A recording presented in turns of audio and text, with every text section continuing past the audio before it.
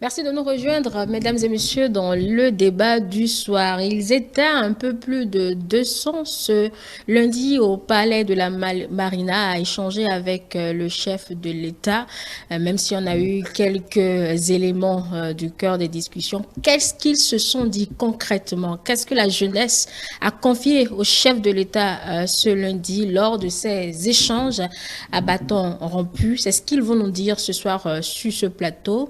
Ce qu'ils ont confié au chef de l'État, les discussions, le cœur de la discussion et également leurs attentes après ces échanges. Et pour en parler, trois jeunes qui ont participé à cette assise. Il s'agit d'abord d'une dame que je vous présente, une première pour elle sur ce plateau. Il s'agit de Madame Nyankisa Kassero. Vous êtes membre du Parti Les Démocrates. Bonsoir Madame. Bonsoir Madame la journaliste. Vous vous portez bien, j'espère. Très bien. Roméo Aïssegbe, vous êtes analyste politique. Bonsoir. Bonsoir Madame Angèle, bonsoir aux téléspectateurs et bonsoir à tout le plateau. Mohamed Akintola, vous êtes également acteur politique et à cette séance, vous représentiez votre parti Renaissance nationale. Bonsoir. Bonsoir Madame Toboula, bonsoir à nos téléspectateurs. Voilà, mesdames et messieurs, le premier sujet qui nous réunit et si nous avons le temps, nous parlerons donc de cette remise d'attestation à trois afro-descendants qui ont désormais la nationalité béninoise. Revenons donc au premier sujet. Je veux bien commencer par vous, Roméo Aïssegbe. Vous avez rencontré le chef de l'État ce lundi. Qu'est-ce que vous vous êtes dit concrètement avec lui? Merci beaucoup Madame Angèle. Je voudrais que chaque Béninois et chaque Béninoise retiennent que l'échantillonnage, donc l'échantillon de la jeunesse qui a eu l'honneur d'être en face du chef de l'État hier n'est pas outre mesure les meilleurs d'entre les plus de 10 millions que nous constituons au Bénin. Et que je rassure chacun et tous que nous n'étions pas là-bas parce que nous avions été élus autrement. Mais nous avions participé à une séance qui, à ma foi, dans je dirais, dans le déroulement, nous a permis de nous rendre compte que c'est l'échantillonnage, donc la pépinière de toute la représentation nationale et de la diaspora de la jeunesse béninoise qui était présente face au chef de l'État. Alors, avouons que nous étions partis rencontrer le président de la République pour un exercice qui est la toute première fois. Et dans le principe de ces 10 années donc, qu'il passe à la tête de l'État, mais dans sa forme et dans le fond, une première pour la République du Bénin aussi, par rapport au déroulement de ce que nous avions vécu. Alors, c'est la soif de tous les Béninois, n'est-ce pas, d'en savoir un peu plus et de vouloir poser des questions par rapport à ce qui va et à ce qui ne va pas, et voir dans quelle mesure sortir de là avec des résolutions. Donc, je peux me dire que dans la séance d'hier, où nous avions participé avec joie, et aucune couche n'avait été omise, même nos frères et sœurs vivant avec handicap étaient représentés. Et donc, que ce soit le genre ou toutes les catégories de notre couche de la jeunesse, nous avions eu la parole et nous avions échangé avec le chef de l'État. C'était un dialogue duquel n'est sorti aucun gagnant, sinon que le Bénin qui a gagné en démocratie, le Bénin qui a gagné en échange d'idées, dans la vertu de s'asseoir, se regarder et de parler. Et même les dispositions dans la salle, dès que les images seront disponibles, vous allez constater que c'était un akakboji, pour le dire, abracadabra, effectivement, où il n'y avait pas une forme pyramidale, mais nous étions presque en cercle, où nous avions véritablement débattu des problèmes. Et la surprise... Des progrès, c'est-à-dire le contexte était l'indépendance, le 65e anniversaire ou la fin de mandat.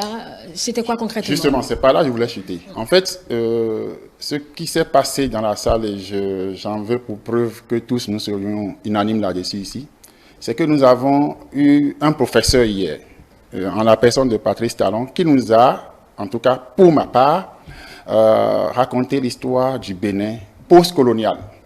Donc, puisque nous sommes dans l'effervescence de l'indépendance, donc nous sommes tous focalisés sur les 65 ans d'indépendance, mais nous sommes allés dans les années 1800. Le chef de l'État nous a fait toucher du doigt la réalité du Bénin. Comment est-ce que la société a progressé pour que nous puissions déjà, en l'écoutant nous-mêmes, nous rendre compte du besoin réel et du progrès que le Bénin a connu. Donc, on a eu tous les tableaux à partir même de 1960, les différents tableaux que nous avons connus, la révolution, ce que ça a apporté de bien, ce qu'il y a eu à corriger, la conférence des forces vives de la nation, ce que ça a fait, et jusqu'à l'ère de la rupture, et même passant par le dialogue qui a eu lieu en 2019, et nous sommes convaincus nous-mêmes dans cet échange-là de l'état des lieux. Et 65 ans après, on a compris ce qui est urgent et on a constaté là où nous en sommes. Et ça permet à chacun et à tous de reconsidérer ces griefs contre la gouvernance talon. Parce que c'est de ça qu'il est question. Et de voir ce qui est à faire et ce qui reste à parfaire. Voilà. Alors, un tout petit peu. Vous avez fait un état des lieux, vous avez évoqué les progrès et les défis. On peut dire, Madame Saka Sero, que vous êtes peut-être les privilégiés de la République, en tout cas pour l'instant, que le chef de l'État vous invite, ou vous réunisse, vous jeunes, pour parler des progrès du Bénin avec vous. Cela réveille quoi en vous, en tant que patriote? Alors, déjà, merci et je profite pour saluer les téléspectateurs et également merci à vous pour l'invitation. Effectivement, hier, nous avons eu quand même l'opportunité de rencontrer le chef de l'État, de discuter avec lui sur un certain nombre de choses, notamment sa gestion, parce qu'au-delà de l'historique qu'il nous a fait quand même de l'histoire de notre pays, il a voulu qu'on puisse parler de sa gestion, qu'on dise ce qui va et ce qui ne va pas. Donc, dans cet exercice, nous, on a joué notre partition. Bon, de toute façon, les jeunes qui étaient présents de tous bords confondus ont joué leur partition. Mais bon, il faut dire que, comme un peu mon vis-à-vis vient de le dire, il a déjà dit que le chef de l'État était comme un professeur. Moi, je vais même faire peut-être un prolongement, même sur son bilan. Je crois que nous avons eu à discuter d'un certain nombre de points sur la gouvernance, comme il l'a demandé. Peut-être qu'on reviendra là-dessus. Oui. Je vous demandais qui vous réunisse, vous, pour parler de l'évolution du Bénin sur 65 ans d'indépendance. Cela représente quoi pour vous? Cela réveille quoi en vous, Madame? C'est ça la première question. Bien, on reviendra sur ce qui vous tient à cœur. Ok, très bien. Ok, déjà c'est bien pensé parce que la jeunesse est le fer de lance de toute nation, du développement de toute nation. Donc je crois qu'il a bien fait de vouloir quand même écouter la jeunesse. Et je crois que nous jeunes, en nous appelant à cette séance-là, c'est qu'on a senti on se disait quand même qu'il a envie d'écouter la jeunesse, savoir qu'est-ce que la jeunesse projette pour le Bénin, savoir qu'est-ce que la jeunesse n'apprécie pas et savoir quel est le projet de la jeunesse pour le développement de notre pays. Donc, je crois que associer la jeunesse, c'est la chose la plus normale qui soit dans un pays qui se veut développer. D'accord. Ouais. Alors, sur la période que vous avez évaluée, il vous a été demandé d'apprécier comment le Bénin a évolué de 1960 à aujourd'hui. Est-ce qu'il y a réellement des progrès au niveau des libertés fondamentales et également au niveau économique? Alors, quel état des lieux avez-vous fait au cours de votre participation à vous, Madame? Alors déjà, l'état des lieux qu'on a fait, lui nous a rappelé l'histoire du Bénin, mais ce sur quoi on s'est focalisé, ce qu'il a d'ailleurs voulu, c'est sa gouvernance en fait. On n'a pas eu le temps de vraiment apprécier ce qui s'est passé avant lui. Donc, c'est sur sa gouvernance qu'on s'est focalisé, mais déjà, je rappelle que dans son intervention, il a eu à rappeler quand même que le Bénin, après la colonisation et à l'ère de l'indépendance, a connu un certain nombre de choses qu'il fallait corriger, ce qui a conduit à la conférence de 90. Mais après cette conférence, le Bénin a décidé de se mettre en démocratie. Et désormais, nous sommes en démocratie. Et cette démocratie à son avis, a souffert d'un certain nombre de mots, bon, qu'il a jugé qu'il fallait revoir, en tout cas selon son langage et tout. Donc, il nous a demandé d'apprécier, au fond, sa gouvernance à lui. Et dans cette appréciation, et c'est pour ça que je disais déjà que quand il a lancé le décor, j'avoue que j'étais séduite. D'accord. Quand il a lancé le décor, j'étais séduite parce qu'il a dit qu'il veut voir ce qui a marché et ce qui a à améliorer. Et donc, quand on est dans une logique d'évaluer en fait sa gouvernance, on se dit oui, voilà quelqu'un qui veut aller de l'avant, qui veut mieux faire. Mais il est quand même dommage de constater que par la suite, ce qui a peut-être été apprécié par le chef d'État qui nous a reçus, c'est plus ce qui a marché, plus les appréciations, les félicitations et tout.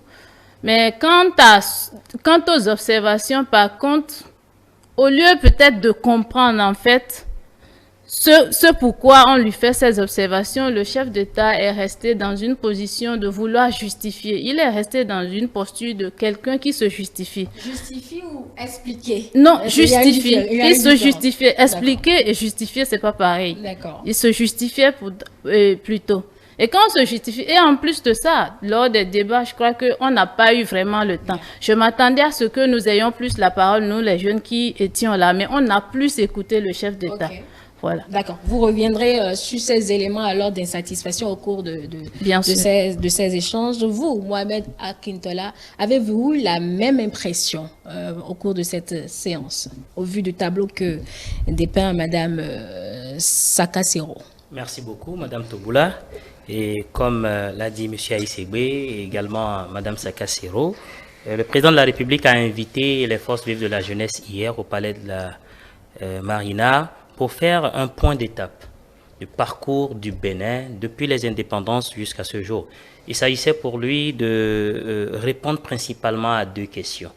Est-ce que notre pays est sur la bonne trajectoire du développement? Et de façon beaucoup plus spécifique, prenant des domaines qui sont, à son avis, les domaines qui définissent le bien-être, le progrès ou le développement des individus ou d'une nation. Spécifiquement, il a voulu qu'on parle du niveau que nous avons atteint en matière de liberté fondamentale. Et, au deuxième plan, l'appréciation que la jeunesse avait du progrès sur le plan économique et matériel. Le président de la République, donc, voulait voir le travail qui a été fait, mais avec les yeux de la jeunesse. Et quand je dis les yeux de la jeunesse, c'est pour dire qu'est-ce que cette jeunesse-là a apprécié du parcours et qu'est-ce qu'elle estime qu'il faut améliorer. Ça a été des échanges à bâton rompu. Le président de la République, sur les deux sujets, a planté le décor, a lancé la question pour qu'en toute liberté, toutes les personnes qui voulaient se prononcer hier puissent le faire. Je dirais même que le protocole qui avait été établi a été rompu par le chef de l'État, puisqu'il y a des gens qui préalablement s'étaient inscrits pour prendre la parole, mais le chef de l'État a brisé tout ce protocole et a dit non, donne la parole à qui tient à parler, à répondre à ces questions-là. Et mon avis n'est pas, ou alors mon appréciation n'est pas la même ou entièrement que celle de Mme Sakasero lorsque elle parlait de posture justificative. Non, vous savez, lorsque je suis en face d'un vis-à-vis qui a une position par rapport à quelque chose que j'ai fait, que j'estime qu'il n'en comprend certainement pas le bien fondé. Et je vais donner un exemple simple. Justement, c'était quoi le point d'orge? Non, il y a eu plusieurs sujets. Et puis, vous savez, ceux qui étaient présents n'étaient pas que des partisans du président Patrice Talon. Il y a des forces de l'opposition, des forces de la mouvance, la société civile, les associations de jeunes, les étudiants, et j'en passe, les transporteurs émigrants, les personnes vivant avec un handicap. Il y avait toute cette représentation-là. Et premièrement, lorsqu'elle dit, vous savez, Patrice Talon n'est pas, même si tous les êtres humains, lui inclus, aiment les flatteries, aiment qu'on leur dise qu'ils ont bien fait, et il est dans une catégorie de personnes qui ne se satisfont pas principalement des flatteries, mais plutôt du travail bien fait. Et hier, à 2 reprises, je l'ai noté, il demandait pour ceux qui commençaient à faire des flatteries, écoutez, laissez les flatteries et puis allez directement, je voudrais que vous opiniez sur la question que j'ai posée. Maintenant, les questions qui étaient soulevées, je prends un exemple comme ça, la question sur la loi de l'embauche, par exemple, et la question du social du président Talon. Je vais résumer simplement ça dans ce sens. Il y a un intervenant qui estimait que la gouvernance Talon n'a pas été une gouvernance à l'endroit du peuple principalement sociale. Et lui qui expliquait qu'en fait, on en arrive au social lorsqu'on s'est assuré d'avoir la capacité de le faire. Je vais caricaturer ça d'une manière ou d'une autre, même si ce n'est pas ce qu'il a dit. Vous ne pouvez pas faire du social si vous n'avez pas les moyens de faire du social. Il faut donc se donner les moyens, le peu que nous avons, l'investir pour avoir plus, afin que dans l'intérêt général, chacun puisse trouver sa part. Quand je parle par exemple de la loi de l'embauche, il a été dit hier par certains participants que cette loi protégeait plus l'industriel, donc l'employeur, que l'employé. Et le développement de Patrice Talon a été très simple. Si nous contraignons l'industriel, l'investisseur, nous ne sommes pas les seuls, nous ne sommes pas le seul terreau où un investisseur, un opérateur économique a la possibilité d'investir. Nous sommes en compétition avec des dizaines, des centaines d'autres nations qui veulent aussi qu'on vienne investir dans leur pays. Et l'État n'est pas investisseur premier. C'est les opérateurs économiques qui investissent. Il faut donc créer un climat permettant aux investisseurs de trouver le Bénin attractif. Et ce n'est qu'à ce prix-là qu'ils investiront. Et il dit, moi je préfère qu'on ait une loi qui permette aux investisseurs de venir tellement investir que l'offre d'emploi dépasse le besoin sur le terrain.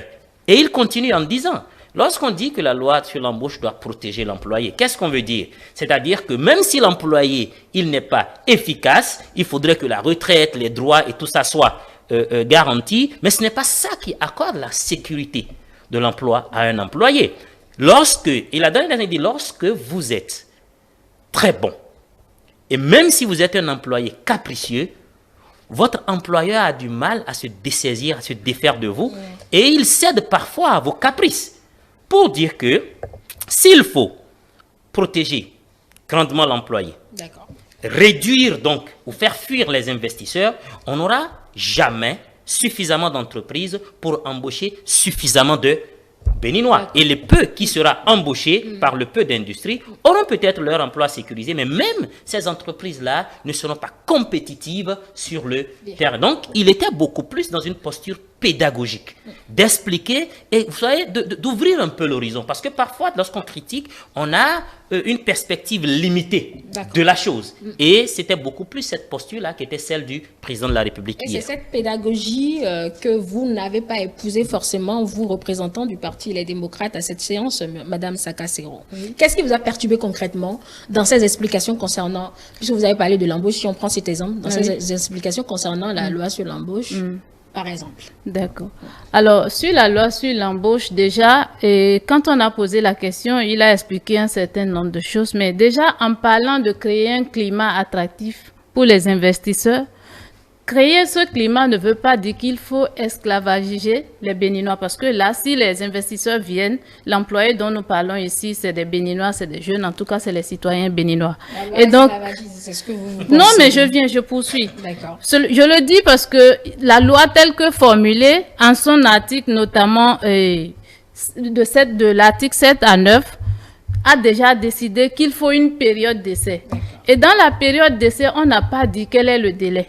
On dit que ça varie selon la compétence de l'employé. Et moi, je pense qu'un employeur très ambitieux pour employer quand même a un minimum, en fait, à évaluer, à étudier ou à demander, à imposer à celui qu'il doit employer. Ça veut dire qu'il y a un minimum que l'employé doit avoir avant que l'employeur ne décide de l'employer. Donc, s'il n'a pas ce minimum et qu'il faut le mettre sur le délai d'essai, on ne sait pour combien de temps, il faut qu'on limite le délai. C'est sur ça, par exemple, on parlait. Également, sur la résignation du contrat, on dit que l'employeur a la possibilité de décider de couper, de rompre le contrat avec l'employé et de lui payer juste 3 mois de salaire et puis l'employé part. Là, on pense qu'il n'est pas sécurisé. En fait, nous, ce qu'on a dit sur la loi de l'embauche n'était pas lié à la durée, à la retraite. Ça n'a aucun lien. Dit à Patrice Talon là-dessus. Non, mais on a commencé, il n'y a même pas eu de détails sur la loi sur l'embauche, en fait, avant que ça ne revienne.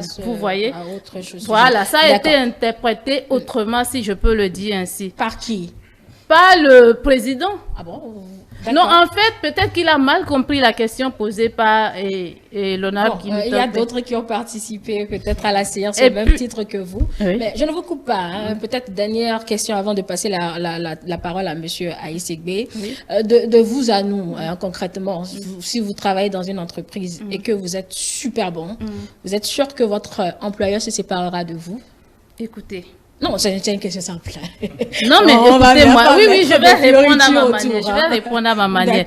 L'employeur ne va pas se séparer. On suppose que je suis dans une entreprise et que j'ai sacrifié ma vie et toutes mes compétences au sein de l'entreprise. Et que quelqu'un sort d'ailleurs, peut-être d'une autre école, et que cette personne-là a plus de nouvelles compétences que moi. Et au lieu, en fait, d'employer cette personne pour venir être un complément parmi le personnel, que l'employeur décide, parce qu'il y a quelqu'un qui a une plus-value, que l'employeur décide, par exemple, de me dire, OK, out, il y a quelqu'un qui peut faire mieux. Est-ce que là, l'employeur est protégé? C'est de ça, en fait, qu'il est question. Vous avez parlé, voilà. En tout cas, vous avez évoqué comme préoccupation. Et en dehors de ça, il y a également la question des CDD. Désormais, c'est des contrats à durée déterminée. Dans notre contexte, en tout cas béninois, on sait que l'employé, si c'est sur le salaire, il faut compter. Il sera même difficile pour l'employé de construire à la fin de sa vie. Alors que les banques, pour leur donner des prêts, nécessitent au moins qu'il y ait des CDI. Et c'est en fonction des prêts qu'ils obtiennent qu'ils peuvent, d'une manière ou d'une autre, rehausser et construire leur vie. C'est de ça il était question, en fait. D'accord. Alors, vous avez l'impression que la question peut-être n'a pas été répondue, Romeo Aïssegbe, par rapport à ça, et on sort du sujet sur la loi sur l'embauche. Merci beaucoup, Madame Angèle. Je remercie mes co-débatteurs. Je crois que c'est extrêmement important que dans une émission que je peux appeler restitution de ce que nous avions tous vécu, nous puissions faire preuve d'une certaine façon de, je dirais, à défaut d'être très juste, hein, qu'on fasse un peu de réserve. Pendant que notre sœur parlait tout à l'heure, je revoyais encore en image ce dialogue qui a duré un peu plus d'une heure entre M. Guy Mitokpe et son Excellence M. Patrice Talon, dans un contexte où nous sommes arrivés où toutes les sensibilités devraient avoir la parole. Mais ce n'est pas que pour autant nous qui étions là étions ennuyés, que ce soit des propos qui venaient de M. Guy Mitokpe ou des propos qui venaient du chef de l'État. Et là, je voudrais m'inscrire un peu sensiblement en faux par rapport au fait que la question concernant la loi sur l'embauche n'ait pas été complètement posée ou vidée. Alors, je m'explique. Le chef de l'État, je disais tantôt qu'on a rencontré un professeur. Non pas parce que ça a été de façon magistrale quand on voit comment on assiste dans les amphis, mais lorsque M. Mitokpe avait posé la question, et j'espère que les images seront fidèles en les retransmettant après, le chef de l'État a voulu que chacun de ceux qui portent cette préoccupation se mette dans la peau d'employeur.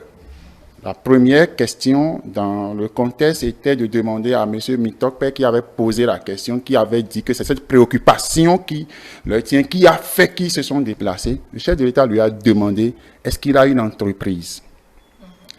Et il a dit non. Il lui a demandé, est-ce qu'il emploie au moins quelqu'un? Et avec l'aide de la question du chef de l'État, il se rend compte, oui, qu'il a une nounou à la maison. Alors le chef de l'État est parti de ce principe, de cette loi même et des réformes qui ont accompagné cette loi, de ce qu'il faille déclarer même les employés de maison et d'une certaine sécurité qu'on a déjà déployés pour encadrer ce qui n'était pas lorsque nous avions mis tout notre organe dans des gouvernances antérieures à sécuriser l'emploi, ce qui n'était pas réel, ce que les autres ne bénéficiaient pas réellement. Et pendant que le chef de l'État déployait en fait cette réponse, où M. Mitokpe même se retrouvait dedans, le chef de l'État a expliqué quelque chose de très important qui était pour tout le monde. En fait, ce que nous savions tous depuis cours primaire, que le Bénin ne dispose d'aucune ressource propre. Le Bénin n'a pas de bois, n'a pas de diamants, n'a pas de pétrole, n'a pas de l'or. Le Bénin a une économie qui, ces dernières années, a connu une certaine évolution en matière de recettes. Mais c'est basé sur quoi? Nous avons une économie essentiellement fiscale. Ça voudra dire que nous avions des lois qui ont conforté, qui pouvaient mettre en sécurité des employés, mais qui disposaient de leurs tests soigneusement sécurisants, mais qui attendaient des employeurs, qui ne venaient pas. Et ce n'est pas raconté à nous. Nous avions vécu ça. Alors, je m'en vais dire que sur cette question, ce qui s'est passé réellement était que les critiques, cette rencontre, le bénéfice de cette rencontre par rapport à cette question, pourquoi je dis que ça a été complètement vidé, était que lorsque nous restons dans la théorie, parce que nous portons l'idéal d'un parti politique ou d'une position adoptée par rapport à une gouvernance donnée, et que nous nous opinons, lorsqu'il nous est permis d'être dans le factuel et de mettre en évidence ce qui devrait être fait, nous nous rendons compte qu'en réalité, ce que nous voulons ou la direction que nous cherchons à emprunter était la même direction que l'autre empruntait, mais disposant des moyens d'agir ici et maintenant, a dû faire les sacrifices nécessaires pour atteindre l'objectif. Et donc, c'est cela dont il est question, à mon avis. Et dans cette démonstration, nous n'étions pas dans une séance qui nous ennuyait. Je vous dis, en fait, la question de l'emploi touche toutes les couches. Ça touche et les jeunes de la mouvance et les jeunes de l'opposition. Ce n'est pas une question. Dans cette salle, je crois que presque c'était un lundi, je vous en prie. Et nous étions restés de 10h à 15h. D'accord. Et donc, ça prouve que si on doit parler en matière de désœuvrage, il y avait cette question-là. Mais je vais ajouter ceci, très important. Et il y a un volet que Madame a abordé tout à l'heure. Oui, et ça me tient vraiment à cœur. Ça me tient vraiment à cœur. Quand on dit que dans la loi prévoit que l'intéressé, donc l'employé, ait une période pour se former, le point de chute de notre discussion, si Madame se souvenait, c'est qu'aucun Béninois, qu'il soit de l'opposition ou de la mouvance, n'a pu soulever, et que c'est quand le directeur de publication de Banuto, je me souviens de la personne, qui a posé la question au chef de l'État de savoir quel est son regret, quel était ce qui lui tient à cœur, qu'il n'a pas accompli jusqu'au soir de sa mandature, et qu'il se rend compte qu'il ne peut plus le faire avant de partir. Ce que les démocrates n'ont pas, en une heure de temps pour pouvoir poser des questions, n'ont pas soulevé. Ce que les mouvanciers ont passé la plupart du temps, nous avions passé le temps à encenser, comme l'a dit mon vis-à-vis, à dire les réalisations du chef de l'État. Nous n'avions pas dit, et qu'il y a un problème qui m'a touché moi, qui a touché tout le monde pendant les 10 années que nous avons vécues, c'est la formation professionnelle. Et lorsque il n'y avait pas la main d'œuvre qualifiée, comment voulez-vous que dans ce temps moderne, qu'une industrie qui demandent une certaine compétence viennent et qu'on ne veuille pas qu'ils exploitent, qu'ils utilisent comme employés des étrangers, puisque s'il en veut des ouvriers compétents, on peut trouver ça au Ghana tout près, on peut en trouver au Nigeria. Maintenant, l'État a avancé sur des faits. L'État a pris sur lui pour des cas de payer de l'argent, de payer une prime à ces ouvriers-là pendant leur temps de formation. Et nous avons tous ces programmes-là au pays. Donc, c'est pour dire en réalité que cette question, l'aborder de la sorte où ma soeur l'a abordé, c'est ne pas prendre en compte ces différentes actions qui ont été quand même du réel, du factuel qu'on a vécu, et que la question de la formation de notre système éducatif, qui est un regret pour nous tous, c'est un regret, nous l'avons tout le temps décrié, mais dans le factuel, dans l'exercice du pouvoir, on se perd dans les exécutions, dans les grandes réalisations, et on se rend compte que la ressource humaine n'a pas encore la qualification qu'il faut pour, n'est-ce pas, suivre de près le pas du développement qui s'avance avec autant de vitesse. Madame Sakasero, puisque vous êtes sortie insatisfaite sur cette question précise qu'on vient d'évoquer, qu'auriez-vous souhaité que le chef de l'État vous dise concrètement, puisque vous êtes ressortie peut-être sur votre faim sur cette question-là? Sur cette question, on aurait souhaité que le chef de l'État puisse dire, sur les articles par exemple qui disposent que l'employé, la période d'essai, qu'il puisse, parce que c'est déjà quelque chose qui a été déposé, la révision de cette loi-là a été initiée, même si c'est pas encore voté, c'est qu'il puisse dire effectivement à ce niveau, ils comprennent, donc on fixe un délai pour la période d'essai. Déjà, c'est un pas. Le délai pour la période d'essai. Il faut pas, parce que s'il n'est pas limité, l'employeur peut exploiter l'employé autant qu'il le veut et appeler ça période d'essai. Donc, ça ne sécurise pas l'employé. Mais avant de continuer, je vais revenir sur la question de formation.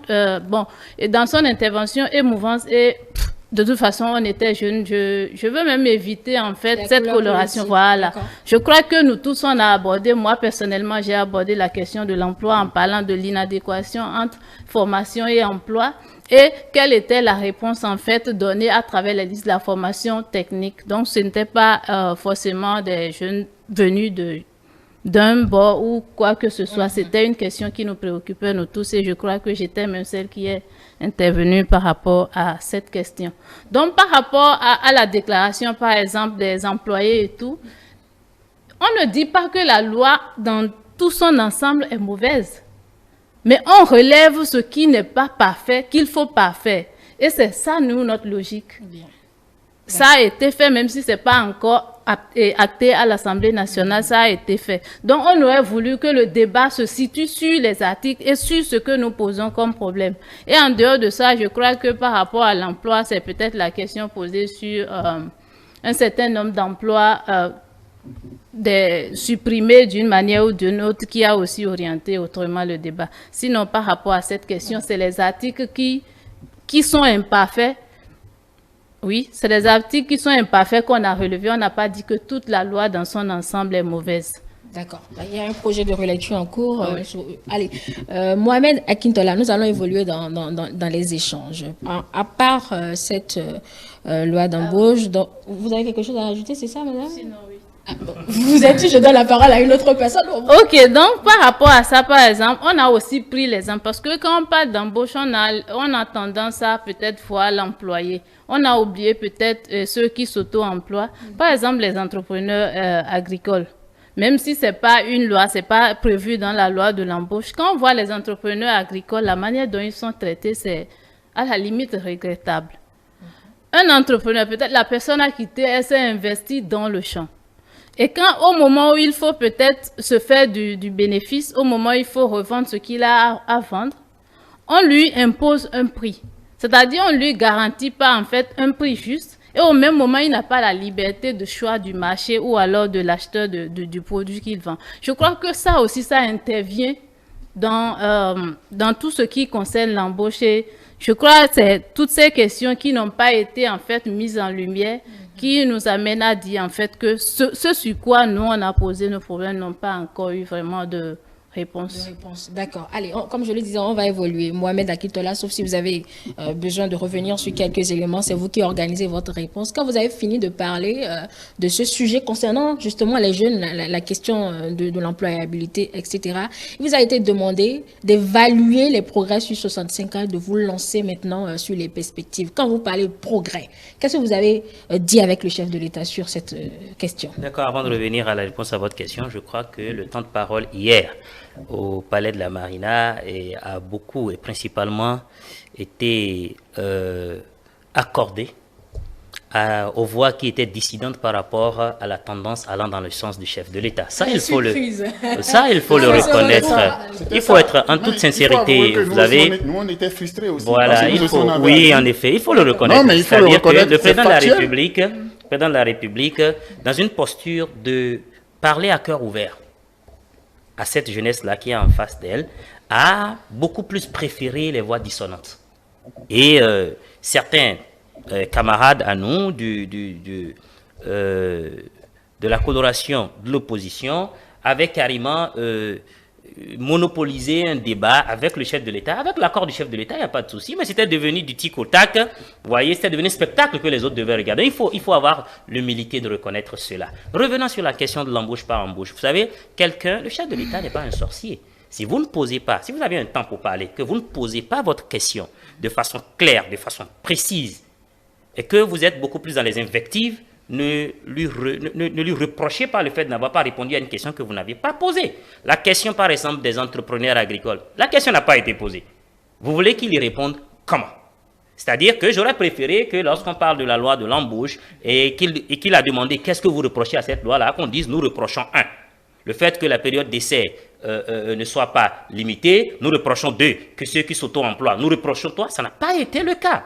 Vous voyez, donc on ne peut pas lui reprocher de n'avoir pas deviné tout ce qu'on... Il est bénéficiaire d'une majorité parlementaire qui a donc voté une loi qu'il a naturellement appréciée, parce que c'est une loi qui est censée l'aider dans sa gouvernance. Donc ne lui demandez pas à lui de venir maintenant prendre un stylo et trouver ça ce n'est pas bon, ça ce n'est pas bon. Ça je veux qu'on soit bien clair dessus.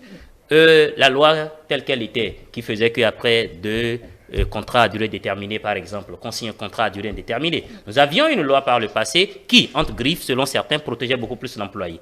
Combien d'employés avons fini par protéger? Combien d'employés avons fini par embaucher? Quel a été le résultat de l'application de cette loi-là dans le temps? Pourquoi est-ce qu'on se cramponne à ne pas vouloir changer de paradigme pour voir ce que ça pourrait donner?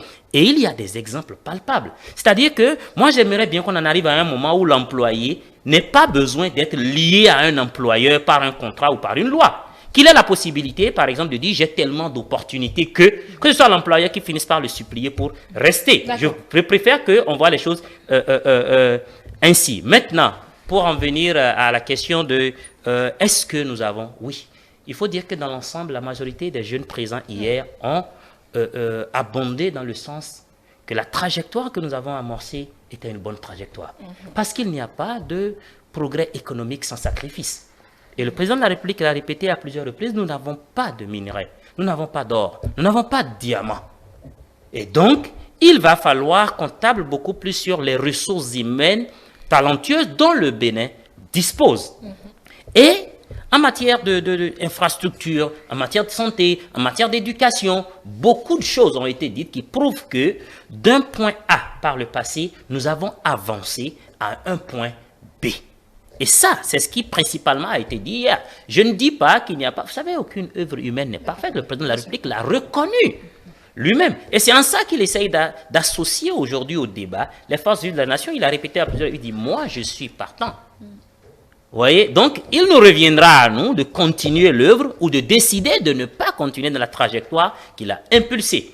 Mais, lorsqu'on parlait tout à l'heure, M. Aïssegbe a parlé de plus grands regrets du chef de l'État, il l'a dit, il dit ce qui me frustre le plus, je ne parlerai pas de regrets, c'est que au début, nous avions la fougue de pouvoir créer ces centres d'enseignement technique et professionnel là, de manière à ce que la ressource humaine soit la plus qualifiée possible, qu'elle nous serve ici et qu'elle soit assez qualifiée pour aller servir ailleurs, pour que nous l'exportions. Mais nous n'avons pas pu à cause de beaucoup de contraintes. Cependant, je vous promets qu'avant que je ne descende, puisque le plan il a été fait, le budget il est disponible, nous étions partis au début d'une promesse de 100. Mais nous en ferons 60. Il l'a dit. Pour dire que, oui, la trajectoire a été reconnue comme bonne, le développement a été impulsé et surtout, je vais chuter sur ce point, je vois que vous êtes un peu impatient, beaucoup de mauvaises habitudes ont pu être abandonnées, que ce soit volontairement ou sous contrainte avec le régime actuel. Et c'est en ça que le président de la République disait hier, lorsqu'il s'agit de questions de développement, laissons de côté l'idéologie ou autre, parce qu'aucun parti politique ne s'est formé ou n'agit dans le sens du sous-développement du Bénin.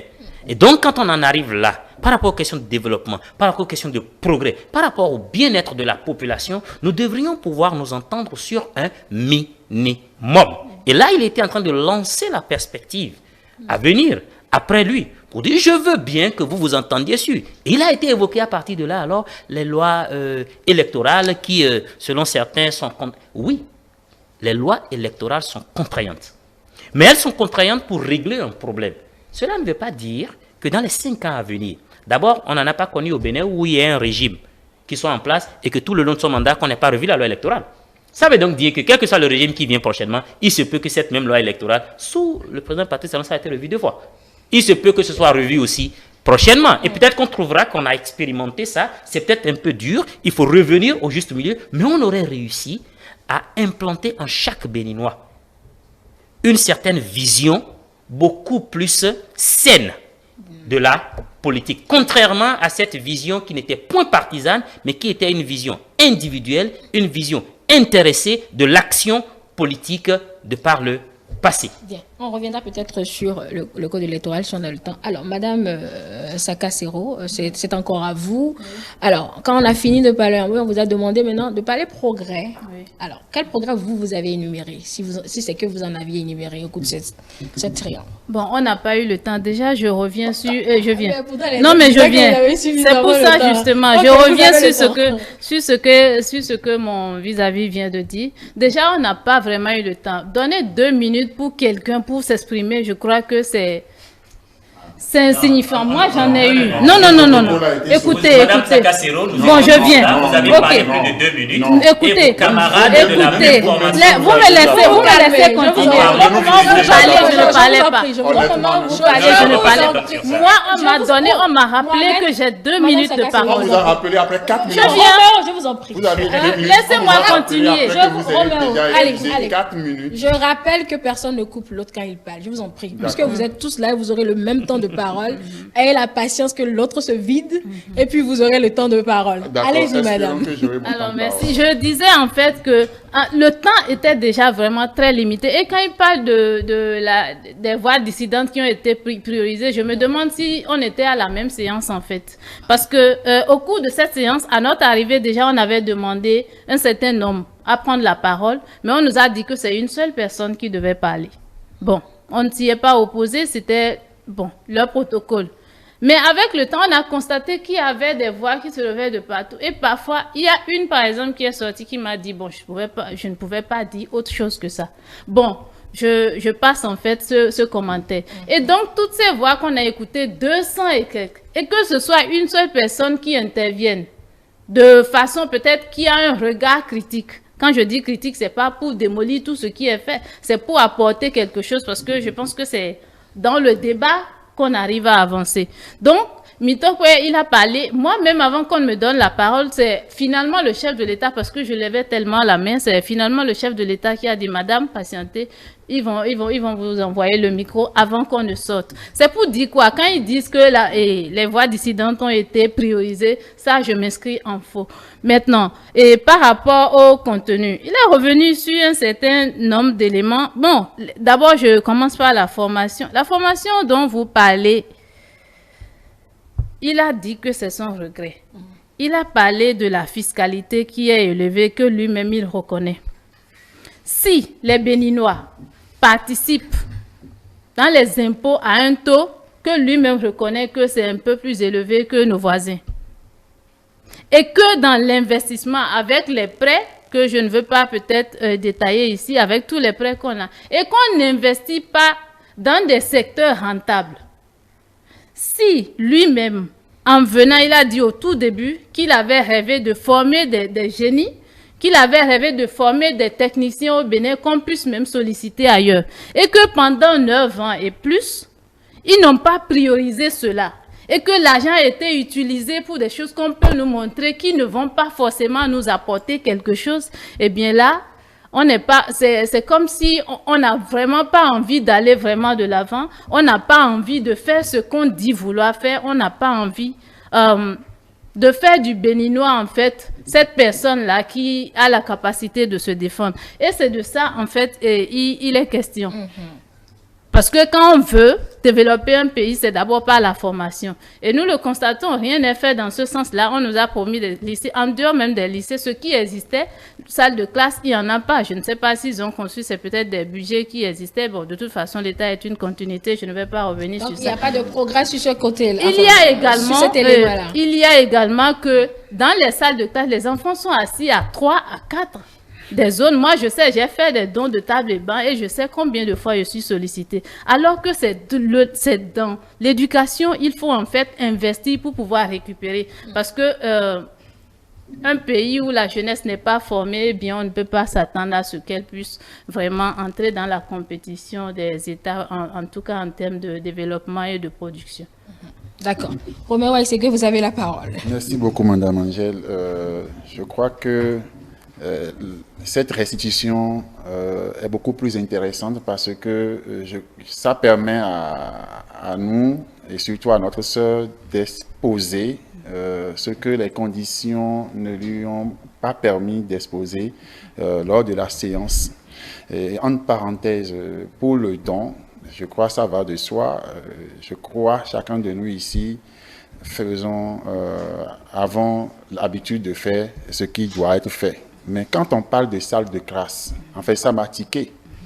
Parce que, vous savez, je suis entrepreneur dans le génie civil et je connais avec précision les endroits où on avait intervenu. Et je précise que j'ai commencé à travailler depuis 2007. Et donc, je sais où on avait construit des salles de classe et quel type de salle de classe on avait construit de 2006 à 2016.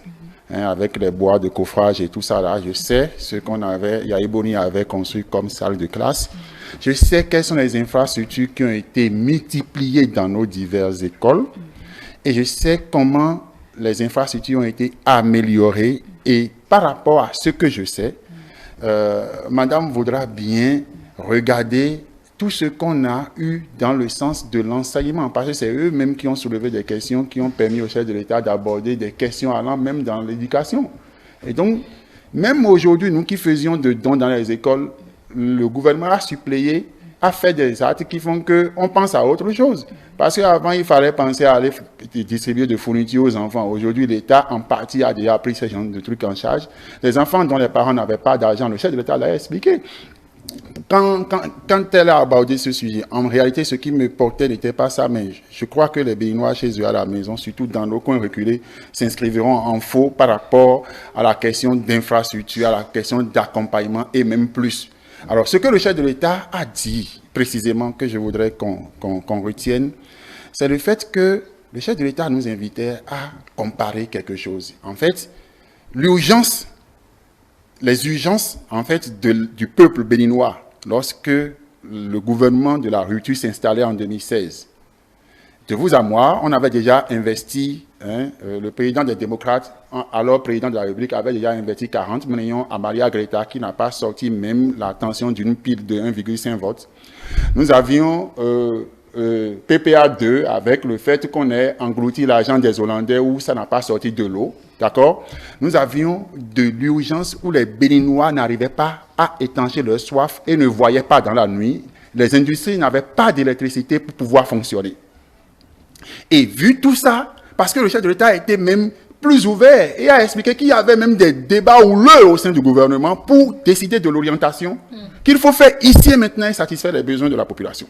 Et donc, dans ce débat, on a dû prioriser l'accès à l'eau. Et qu'ils vous souviennent, même à 2 minutes d'ici, il n'y avait pas d'eau. Il y avait les installations qu'ils avaient utilisées étaient même des installations de basse qualité pour les endroits qui avaient de l'eau. Et il a fallu que lorsqu'on a commencé les réseaux routiers pour les déplacements de réseaux d'eau et d'électricité, on a constaté que les trucs étaient rouillés et tous ces trucs-là étaient en fait des gaspillages. Alors, pour reprendre ces infrastructures, pour faire en sorte qu'il y ait de l'eau, qu'il y ait de l'électricité, pour avoir des ouvrages et des matériels de qualité, ça demandait que le coût soit conséquent. Pour que ça puisse faire au moins le temps escompté. Et en infrastructure, par rapport à mon domaine, quand on fait faire un ouvrage définitif, on lui donne une durée de vie d'au moins 99 ans.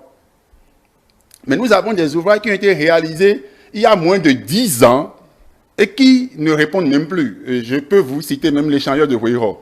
d'accord, l'échangeur de Godomain. Bon, d'accord. Bon, bref, non, je reviens là. Pour dire quoi? Pour dire que la cherté, c'est-à-dire le prisme que ma soeur a utilisé maintenant par rapport à la hausse des impôts, par exemple, le chef de l'État est allé loin pour dire même ce que lui, il aurait voulu qu'on fasse était qu'il y avait le choix. Est-ce que pour atteindre les objectifs, nous ayons la qualité de l'eau qu'il faut, la qualité de l'électricité qu'il faut, la qualité d'Internet qu'il faut, parce que ça fait partie de leur préoccupation d'ailleurs qui est partagée, et l'avoir même cher, c'est-à-dire que ça revienne cher aux citoyens, mais que ça soit de bonne qualité, et que ça soit accessible à tous, et que le prolongement soit qu'on travaille, n'est-ce pas, à donner la capacité financière aux citoyens de pouvoir se l'offrir. Et donc, c'est une vision qui a été déclinée au sein du gouvernement et qui a permis de faire toutes ces choses. Et je ne comprends pas, il n'y a aucune chose qui a été faite dans laquelle on est investi qui ne soit pas que soit l'urgence pour l'être humain, donc le Béninois. Et je voudrais bien préciser quelque chose. Au prime abord, quand le chef d'État voulait lancer le débat, il nous a laissé choisir entre la liberté, donc les questions de droit, d'accord, et de liberté, et le bien-être. Et c'est unanimement que nous avions choisi d'articuler, n'est-ce pas, le débat autour du bien-être. Et c'est dans cette question de bien-être-là que nous avions compris, vous et moi, comme on le disait depuis, que la santé n'a pas de prix. Donc le bien-être, l'exigence, en fait, de la population a été ce qui a finalement orienté le gouvernement Patrice Talon à faire ses urgences, à satisfaire à ses urgences, au détriment, n'est-ce pas, de ce qui lui tenait à cœur. Et je vais préciser quelque chose. Le chef de l'État était élu en 2016 dans la posture de faire un seul mandat. Et il a entrepris de réviser la Constitution afin que désormais, que ce soit les régimes de mandat unique, afin qu'on juge à la fin de chaque mandat, au travers leur bilan, ce qui a été fait, puisque la personne n'aura plus rien à déployer ailleurs en pensant se faire réélire. Et c'était la parenthèse qui avait même détendu l'atmosphère, parce que le chef de l'État avait demandé à M. Guy Mitokpe s'il autorisait qu'il nous fasse la confidence de la raison pour laquelle il y a eu mésentente entre lui et son patron, candidat Azanaï. Et Guy Mitokpe avait dit oui. Et c'est à ce moment-là que le chef d'État nous expliquait que lorsqu'il était dans sa vision, que c'est M. Azanaï qui lui avait demandé que, quel que soit Alpha, lui, Patrice Talon devrait faire un second mandat.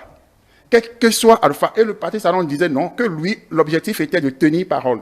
Alors, pour dire quoi? Et indirectement, puisque je laisse le reste pour ceux qui vont suivre l'élément certainement, indirectement, le chef d'État expliquait que c'est déjà M. Candidat Azanaï, ensemble avec Guy Mitokpe, qui voulait que la dynamique, c'est-à-dire l'objectif dans lequel on a fait venir Patrice Talon au pouvoir, doit continuer jusqu'à aujourd'hui. Et en sortant de ce débat, en sortant de cette rencontre, nous nous sommes rendus compte effectivement que, et comme l'a dit ma soeur, qu'on est parti sur la soif de continuer, puisque là où il est arrivé, c'est que... Vous ne voulez plus partir. Voilà, non, même là où on est, là où il est arrivé, c'est qu'il est question même maintenant de parler, de réfléchir à comment sera après 2026. Parce que nous sommes proches du mois d'août, et le mois d'août prochain, ce sera après Patrice Talon. Et l'inquiétude, que ce soit des démocrates ou de la majorité présidentielle, c'est qu'allons-nous faire pour ne pas reculer par rapport à ce que nous avons atteint au prix de notre sacrifice? D'accord. Et c'est justement ça ce qui nous a préoccupés, nous tous. Merci beaucoup, Mohamed Akitola, pour la patience. Vous avez maintenant la parole. Alors, Madame Sakasero, qui a participé à cette séance au même titre que vous, ne comprend pas que le chef de l'État, en tout cas vous en avez parlé, qui a promis en tout cas des lycées, etc., n'ait pas pu concrétiser cela et que ça reste une frustration. Elle a parlé également des impôts élevés. Roméo Aïsegbe a restitué ce que vous vous êtes dit. Nous vous écoutons. Deux choses. La première, c'est qu'il faut qu'on comprenne que gérer un État, c'est le plus haut niveau de l'expression des aptitudes managériales. Le président de la République a été humble hier en disant « c'est difficile de le faire ». Il a reconnu devant ses ministres qu'il est arrivé pour trancher sur la répartition de la cagnotte aux lignes budgétaires, que ça chauffe. Et tout ça dans un seul esprit, celui de l'équilibre. Ça fait un. La deuxième chose, je voudrais que, en tant que jeune, puisque hier on était là, d'abord en tant que jeune, pas en tant que politique, non, d'abord en tant que jeune. Et j'oserais dire qu'il y avait même plus de non-politique que de politique hier. Lorsque nous parlons de la fibre partisane, nous devrions être partisans d'abord de notre pays et non d'individus ou de groupes d'individus. Je vais m'expliquer. Lorsque vous dites par exemple que les élèves sont à 3 sur les tables et bancs, ce n'est pas le gouvernement du nouveau départ qui a commencé à mettre les élèves à 3 sur les tables bancs. Les élèves étaient à plus de 3 sur les tables bancs avant que ça n'arrive. Nous sommes dans une réflexion. Est-ce que nous avons avancé? Non, mais le temps... Vous voyez, c'est ça la question. Est-ce que nous sommes en train... Est-ce que nous avons évolué d'un point A à un point B? C'est la question qu'il faut se poser. Au-delà de tout ce qui n'a pas encore pris comme nous le voudrions, est-ce qu'il y a des choses qui sont faites? Lorsque vous dites, par exemple, on a investi dans des choses, on ne sait pas ce que ça va nous apporter, citez le nombre de choses dans lesquelles le gouvernement des 10 dernières années... Mais je vous rappelle une chose, que les membres de ce gouvernement n'ont pas dirigé le pays avec l'argent de leur poche. Ils sont des serviteurs du peuple. C'est nous qui avons, c'est vous, c'est moi, c'est les Béninois qui avons cotisé de l'argent, leur avons remis pour dire exercer le pouvoir, gérer ses sous en notre nom. Donc, quand vous dites on a investi dans des choses qui ne nous apporteront rien, citez-en 3 en République du Bénin qui n'apporteront rien au développement de la République du Bénin. Non, le gouvernement qui est en train de partir a réduit le nombre d'enfants qui se tenaient sur les tables bancs. Cela fait un. La deuxième chose, lorsque vous dites il faut investir tout dans l'éducation, si vous finissez d'investir dans l'éducation, vous construisez uniquement que des écoles avec votre budget. Quand les enfants sortent de là, ils iront rester à la maison chez leurs parents. Vous avez besoin d'une partie de l'argent pour construire des structures dans lesquelles ils viendront travailler. Vous avez besoin, vous dites, est-ce qu'il faut investir dans l'éducation? Mais vous avez besoin d'une partie de l'argent du budget de l'État pour construire des marchés dans lesquels leurs mères, leurs pères vont travailler pour les nourrir, pour qu'ils puissent aller à l'école. Lorsque vous auriez formé ces enfants-là, quel est le champ dans lequel vous comptez les envoyer pour qu'ils exercent ce qu'ils ont appris? Il faut que nous trouvions un équilibre dans ce que nous sommes en train de reprocher à nos aînés, parce que cela risque de nous rattraper demain. Je ne voudrais pas surtout que nous, jeunes, tombions dans ce... Moi, je suis aujourd'hui acteur politique de la mouvance présidentielle, mais mon allégeance ne va pas à un individu. Mon allégeance va à un système de gouvernance. Et c'est ça ce que la jeunesse devrait faire. Maintenant, pour en revenir à la séance d'hier sur ces plans-là, et je voudrais ramener un peu la balle à terre pour dire... nous n'étions pas devant quelqu'un qui était imbu de sa personne et qui avait la prétention d'avoir tout fait. Il n'a pas été dit, la question par exemple des écoles techniques et professionnelles n'a pas été posée de façon distincte par un participant à l'Assemblée, non. Monsieur Léonce Gamaï, on lui a demandé sa frustration. Enfin, exactement. Donc, son élément... ça dit que la question c'était, qu'est-ce que vous regrettez? Vous auriez voulu faire et que vous regrettez de n'avoir pas pu faire. Cela veut dire que celui qui a posé la question crédite déjà le chef de l'État d'une forte volonté de bien faire quelque chose. Ça fait un. Mais qu'il n'ait pas pu, dans la gestion de l'État, le faire. Et quand il a pris la parole, c'est lui qui l'a dit de sa bouche. Personne ne lui a demandé pourquoi vous n'avez pas construit les lycées techniques et professionnels. Le président de la République a dit, moi, ma propre frustration, ce que j'aurais voulu faire, et que je n'ai pas fait dans la mesure que j'aurais voulu, c'est la création des lycées techniques et professionnels. Je rappelle que la création des lycées techniques et professionnels n'est pas un héritage d'un régime passé dont a hérité le gouvernement de Nouveau Départ. C'est le gouvernement de Nouveau Départ qui a dit « je vais construire ». Et le président de la République a donné une leçon très forte à la jeunesse hier. Il a dit ce qui suit. Et permettez-moi de finir sur ça. Il a dit... les promesses électorales, et ce qui est vrai, nous le constatons toujours et nous le reprochons aux gens, à ceux qui nous dirigent lorsqu'ils passent de l'autre côté, sans nous-mêmes, en tant que jeunes, gardant bien à l'esprit qu'un jour nous serons à leur place, réfléchir aux contraintes qui les emmènent forcément à ne pas faire à 100% ce qu'ils ont voulu faire. Lorsque vous êtes dans plaire aux gens pour qu'ils votent pour vous, naturellement, vous n'avez pas une vue d'ensemble des contraintes de la gestion du pouvoir. Vous ne prévoyez pas forcément le contexte futur qui sera favorable ou défavorables et sur lesquels vous n'aurez absolument aucun pouvoir. Et le chef de l'État a dit ce qui suit. Vous parlez à la population pour qu'ils vous élisent. Mais lorsque vous arrivez de ce côté, il y a des réalités qui s'imposent à vous et vous n'arrivez pas forcément à faire les choses exactement et qu'il a d'ailleurs fait dans le monde, même dans nos propres familles, même en face de nos épouses. Lorsque nous étions en train de les amadouer à ce qu'elles acceptent que nous soyons leurs époux, nous avions fait des promesses. Combien avons-nous pu tenir? Est-ce que nous n'avons pas tenu ces promesses-là à cause de notre mauvaise foi ou parce que nous étions en train de leur mentir? Pas forcément. Les réalités, autant endogènes qu'exogènes parfois, et ce sera toujours ainsi jusqu'à la fin du monde, ne vous permettent pas forcément d'être... Et seul Dieu peut faire cela. Je voudrais qu'on retienne que nous avons donné la chance à une équipe de gérer le pays en 10 ans. Et c'est la majorité des Béninois qui l'a fait. Ils ont fait leur job. On peut critiquer, mais critiquons en toute objectivité. Et surtout, retenons des leçons parce que d'ici quelques mois, nous serions peut-être à leur place puisqu'ils partiront. Le Patrice Talon l'a dit. Ils partiront. Ce sera notre tour. Il ne faudrait pas que ce manque d'indulgence-là ne soit appliqué demain. Je vous remercie. Vous avez parlé de bien-être. Vous venez de restituer donc ce que vous vous êtes dit sur le bien-être. On ne pourra pas aller détail par détail, mais vous avez quand même eu du temps pour parler des libertés. Je pense bien, Madame Saka s'est reçue en entretien au point que votre leader a fait à la presse. Oui, vous avez la parole. Bon, pas totalement. Et déjà, je veux rappeler en fait à mon vis-à-vis que nous sommes dans un débat partisan. Nous sommes allés là-bas étant partisans du peuple béninois et non du parti. Et je crois que je l'ai rappelé un peu plus tôt. Donc, on n'était pas là dans une logique de parti.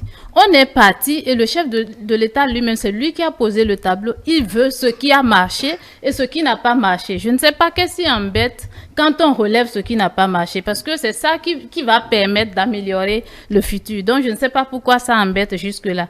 Alors, par rapport à la question d'eau, parce que c'est plusieurs choses à la fois, je crois qu'ils ont abordé. Par rapport à la question d'eau, on nous dit aujourd'hui qu'on est à 80% de couverture. Mais je vous dis qu'il y a des communes. Je connais chez moi, par exemple, c'est un exemple, Sinandé. Sinandé, dans les arrondissements, au centre déjà, on n'en a pas. L'eau de Soneb n'est pas encore présente là-bas. Écoutez, je viens, non? Quand vous parliez, j'étais calme. Je vous ai écouté tous jusqu'à la fin. Allez-y, Madame Sakassi. Voilà. Et donc, ce n'était pas une question de vide. Alors, si là, on n'a pas l'eau, et les constructions qu'on a, c'est peut-être des prêtres. Peut-être l'Église catholique qui a offert ces forages-là, ces infrastructures. Et en 2024, on a même connu un arrondissement qui est resté plus d'une semaine sans eau. Juste parce qu'on a coupé et il paraît qu'ils n'ont pas de quoi réparer ou bien quoi à la pompe. Et tout est resté. Et que celui qui devait rester, parce que désormais, l'État a envoyé cette question et la gestion de ces infrastructures-là sous le contrôle de la mairie, mais pas directement de la mairie. La personne devait quitter le centre, le chef-lieu du département. Ça n'a pas été réglé. Plus d'une semaine. Ce n'est pas que c'est l'État qui a en fait foré, par exemple, cette pompe, si je peux l'appeler ainsi. Mais écoutez, en termes de gestion. Avec le chef de l'État, non. Vous n'avez pas pu poser le problème. Oui. D'accord. Donc, même si on ne l'a pas posé, je reviens en fait pour dire un peu ce qui ne va pas et pourquoi on a voulu. Et j'ai déjà dit que le temps de parole ne permettait pas d'expliquer un certain nombre de choses. Donc là, on a des populations qui n'ont pas l'eau. Vous imaginez, d'abord, c'est le centre-ville, les villages et autres environnants n'en ont pas. Voilà, donc c'est pas... restituer un peu ce que vous vous êtes dit, hein. C'est pas pour venir faire la revendication non plus. D'accord, mais ici... Mais vis-à-vis, en ont profité pour, par exemple, parler de l'échangeur de Godomé. D'accord. Et vous avez permis ça. Donc, vous allez me laisser continuer pour dire vous avez raison. Avant 2006, par exemple, à Godomé, ma mère, quand elle venait à Cotonou, ils disent qu'ils font plus d'une heure à Godomé avant de traverser. Donc, c'est une avancée. Et je crois qu'une infrastructure, à un moment donné, il y a de quoi qu'il y ait des réparations possibles. Et c'est ce qui se fait. Bien. Donc, c'est pour dire que c'était déjà fait et chacun a, en fait, chaque gouvernement a une priorité et c'est selon les urgences du temps. Donc, on n'est pas là, en fait, pour démolir ou pour dire que ce que l'autre avait fait, bon, ça n'a servi à rien, ça a toujours servi, c'est une question de priorité du moment. Et par rapport à l'argent public, Oui, on me parle par exemple de nos impôts, on les a envoyés. Effectivement, on met l'argent à leur disposition, nous payons les impôts pour qu'ils puissent réaliser, pour qu'ils puissent participer au développement. Mais au même moment, on a besoin aussi qu'il y ait une certaine transparence, ce que jusque-là, on n'a pas encore. D'accord. Sur un certain nombre de choses. Allez. On va commencer à éviter les digressions et aller à l'essentiel parce qu'on commence à manquer réellement de temps. Par rapport à la question de liberté, ce qu'on a évoqué, c'était la liberté d'expression, notamment. J'avais évoqué la liberté d'accès au marché, ça je ne vais pas revenir sur ça. La liberté d'expression, aujourd'hui, nous savons tous un peu comment ça se passe, c'est les arrestations des voix dissidentes. Vous l'avez dit. Écoutez, on a dit qu'on n'a pas eu le temps matériel qu'on nous a donné ne peut pas le permettre. Mais il faut déjà qu'on explique, parce que il se peut que quand on sort ici, les gens puissent dire autre chose que ce qu'on veut dire et qu'on n'a pas eu le temps de dire. Et d'ailleurs, ça n'a pas loupé parce qu'on a présenté l'un d'entre nous comme un trophée et on a fait le commentaire qu'on voulait. Donc, c'est des choses, en fait, qu'il faut éviter. Et l'occasion, je crois que, Maître, en fait, il vaut mieux que j'aborde et ces détails-là également. Donc, vous voyez, c'est un peu ça. C'est bon? Vous l'avez abordé? D'accord, allez. Monsieur Aïssegoué, avez-vous parlé, oui ou non, des libertés? Ou bien vous n'en avez pas eu le temps? Nous avons parlé des libertés. D'accord. Qu'est-ce que vous vous êtes dit là-dessus? Qu'est-ce que vous avez dit au chef de l'État là-dessus? La question traditionnelle que nous avons tout le temps entendue, et qui a été même portée par, je dirais, une personne qui a vécu l'expérience des écarts de langage, je dirais même de la faute, puisque la liberté, les critiques n'étaient pas considérées comme faute, mais la diffamation et un certain nombre d'actes qui sont réprimés par la loi. Je veux nommer, puisqu'il était présent, donc de M. Ogou Thibault, qui était privé de sa liberté par rapport à cette expérience-là. Alors c'est lui-même qui a pris la parole. Et c'est ce qui a fait, en tout cas ce qui m'a donné moi la chair de poule, et je crois que toute la salle, humainement parlant, était sans voix. Parce qu'en voulant parler, ce à quoi nous attendions, ce n'était pas ça. Et il commence par reconnaître que, sous l'impulsion des politiques, que la jeunesse a commis des erreurs, dont lui. Et que, par exemple, c'est en étant en prison qu'il apprenait des réalisations, et il en a profité pour citer, dont je retiens, par exemple, le retour des objets culturels, donc des biens sacrés de nos aïeuls, qu'il avait l'envie fort au-dedans de lui, parce que ça fait partie de ses aspirations de lutte en tant qu'activiste, et qu'il n'avait pas cette possibilité d'aller voir. Et il s'est inscrit dans une posture de porter la voix de ceux qui se retrouvent encore dans le géol de la prison en disant qu'il voudrait supplier le chef de l'État, mais dans la posture de papa. Que là-bas, ceux qui sont là-bas ont reconnu qu'ils ont été induits en erreur et qu'ils ont commis des erreurs et qu'ils souhaiteraient... vous voulez dire, il était là-bas, mais vous ne lui avez pas demandé quand il parlait. Et que, parce que c'est lui qui était en prison, vous étiez là-bas. Non, mais c'est ça. Alors, il a dit que ceux qui étaient encore dans les géoles reconnaissent une fois derrière les barreaux qu'en fait, ils ont été poussés dans l'erreur et ils demandaient la clémence du papa. Et vous savez, par rapport aux questions de la liberté que nous-mêmes, l'assise avait relégué au second rang, moi, dans ma chair, je me suis dit, on aurait dû commencer par là. Parce que le regret est là. Devant tout ce qui a été démontré, les choses supposées devant être combattues, que les gens ont utilisé une mauvaise arme pour combattre, alors qu'il fallait critiquer tel que notre sœur vient de dire, par rapport au point où ils ont relevé sur la loi, sur l'embauche. On aurait pu le faire dans ce cadre-là et éviter la prison à bon nombre de personnes. Alors, cela a permis au chef de l'État de manifester sa soif qu'une prochaine rencontre ait lieu, essentiellement pour parler de la démocratie, pour parler d'un certain nombre de choses. Je libère la parole. Oui, Mohamed Akintola, il vous a également été demandé de faire le bilan sur des progrès ou non sur ces questions de liberté. Oui, en effet. Moi, je n'ai pas eu la chance, par exemple, de prendre la parole hier, même si j'étais inscrit sur la liste des intervenants. Mais je ne m'en plains pas pour autant parce que même si c'est une seule personne qui a parlé hier, il a parlé au nom de tous les jeunes qui étaient présents. Et cela était déjà largement suffisant pour nous qui représentions le Parti Renaissance Nationale hier. Il y a plein de questions, vous savez, il y a plein de questions qu'on aurait voulu. Une journée entière ne nous aurait pas suffi. Parce qu'il y avait forcément un pan de la chose que chacun voulait aborder. Bon, espérons que ce qui n'a pas été dit le sera sous d'autres formes. Par rapport à la question des libertés individuelles, des libertés fondamentales, on n'a honnêtement pas eu le temps d'en parler.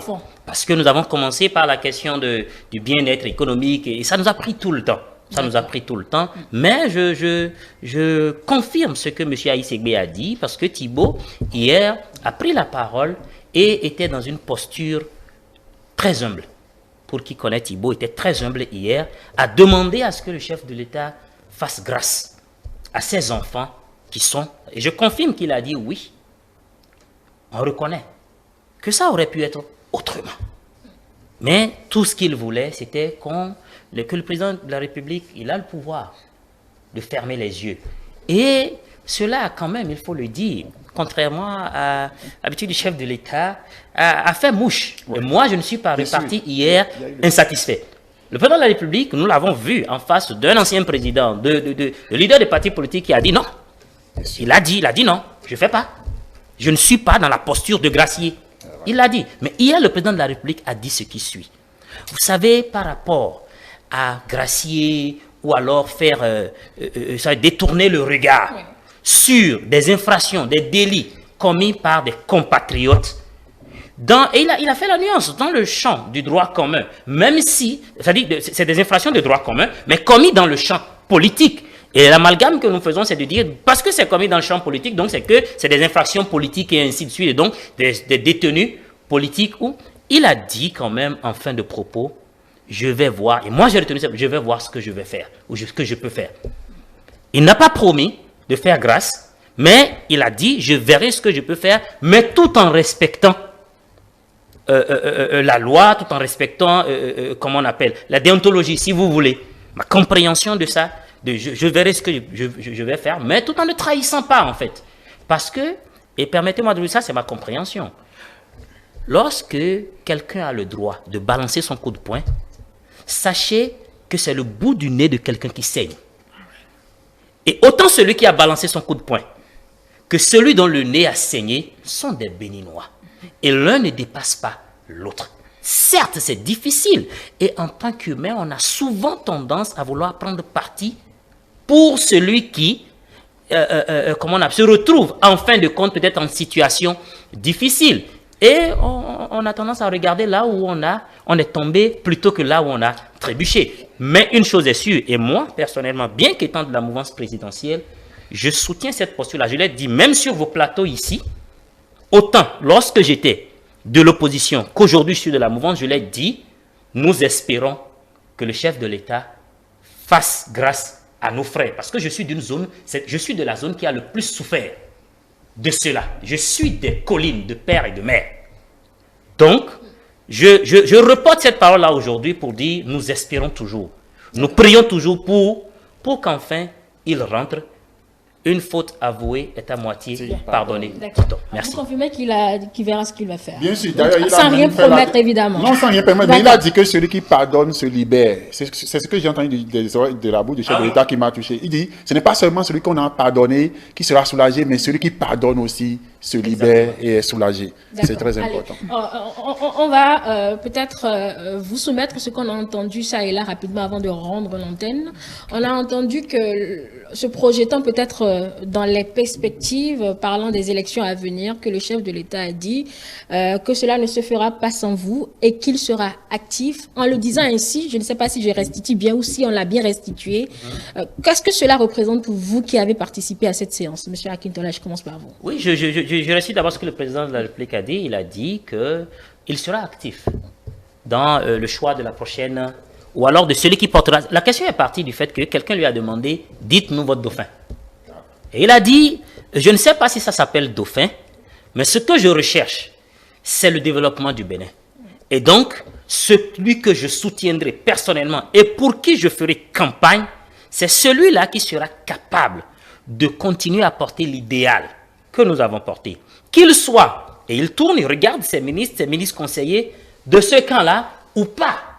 Il dit, même si, ne soyez pas surpris, qu'il ne soit même pas de mon camp. Si lui et moi, nous nous entendons même pas sur ce point-là, moi, je le soutiendrai parce que ce qui me tient à cœur, ce n'est pas celui envers qui j'ai de l'affection, j'ai de l'amitié. Non, c'est celui-là qui sera capable de garantir à travers son action le bien-être du peuple béninois. Qu'il vienne de l'actuelle mouvance présidentielle ou de l'opposition. Je rattache à cela quelque chose que le président de la République a dit. Je répète, lorsqu'il s'agit du Bénin, on ne devrait pas parler d'opposition, de mouvance. Et il a dit, vous êtes opposant à quoi? Vous êtes mouvancier de quoi?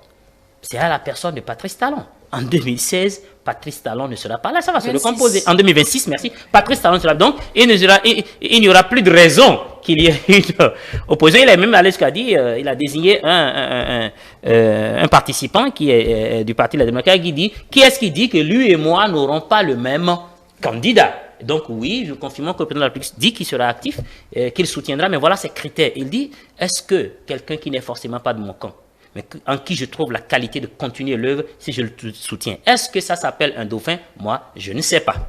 En le disant ainsi, Madame Sakasero, cela vous a inspiré quoi concrètement, vous, en tant que jeune militante du Parti Les Démocrates? Alors déjà, je crois que l'espoir est partagé. D'ailleurs, c'est ce qu'on a toujours crié, c'est ce qu'on a demandé même là-bas. Je crois que la libération des prisonniers politiques, je crois que c'est notre priorité parce qu'on pense que les Béninois, c'est pas en restant dans les géoles qu'ils vont participer au développement de notre pays. Donc, on espère. Comme il l'a dit, même s'il n'a pas été clair, il verra ce qu'il va faire, mais ce ne serait pas systématique. Bon, on ne sait pas ce que ça signifie, mais c'était sa réponse. Et par rapport aux détenus qui ont reconnu, je ne sais pas, peut-être qu'ils vont nous citer quelques noms qui ont reconnu un certain nombre de choses, d'erreurs ou bien quoi, parce que nous-mêmes, nous savons quand même que c'est dans l'arbitraire que beaucoup d'entre eux ont été arrêtés, mais là n'est pas vraiment le problème. L'idéal ici, c'est qu'on puisse les sortir.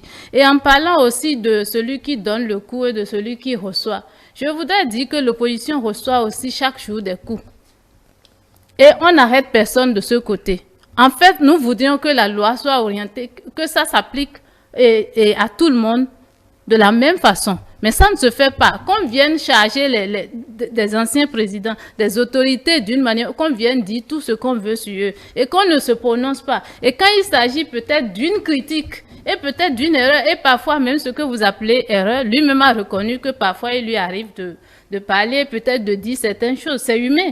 Quand on parle très vite, quand on est dans un débat, on peut glisser. Et la petite erreur, la petite faute dans notre communication suffit pour qu'on nous balance, alors que des gens se lèvent pour critiquer, ce n'est même pas critiquer, pour insulter des personnalités de ce pays et rien n'est fait par rapport à ça. Et par rapport aux partis politiques concernant également les élections. Bon, déjà, c'est heureux de savoir que du pardon est une faute. On vient à ce que le pardon est bénéfique tant pour celui qu'on a pardonné que celui qui pardonne.